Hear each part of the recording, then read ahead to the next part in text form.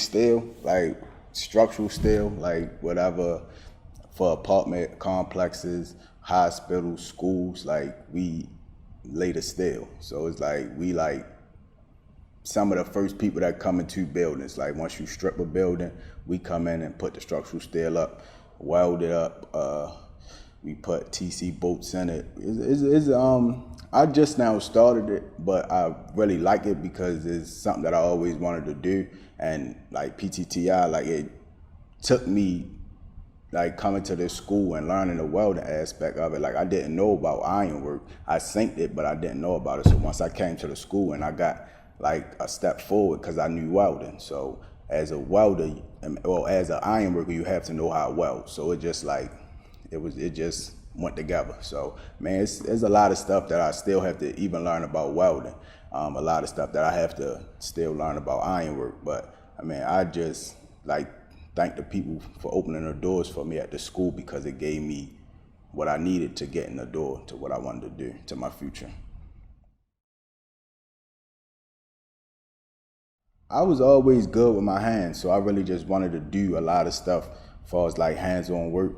But once I came to Philly, because I'm not from out here, I'm from Baltimore. So when I came to Philly and went to this school and I took up welding, it was just like welding was like really like a passion that I never knew I had until I picked up the torch. I picked up, like I picked up the electrode and I started TIG welding, I started stick welding, MIG welding, flux core. Like it just was everything that I like I just love welding. So it's like this was something that I wanted to get into as far as the welding aspect of it, but I never knew that I'd be standing 7 stories in the air walking on I-beams and things of that nature. But I mean, I love it though. Like I love welding, I love ironwork. So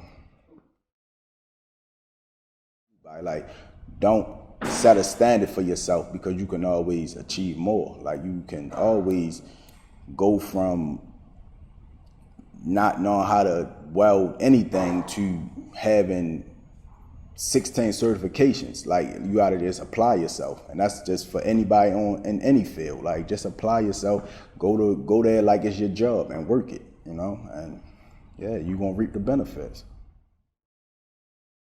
It really like it helped me a lot. Like it was life changing because it's like if you like with me, I really didn't had a type of mindset that I could sit in nobody's class and just sit down and just have a teacher just talking to me and talking to me and talking to me.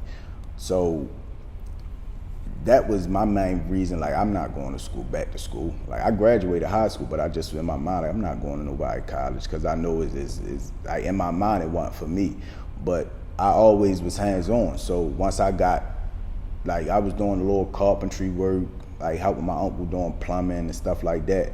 So that was always like exciting to me. So once I got welding under my belt, it was like, I mean, like the possibility is endless for me now.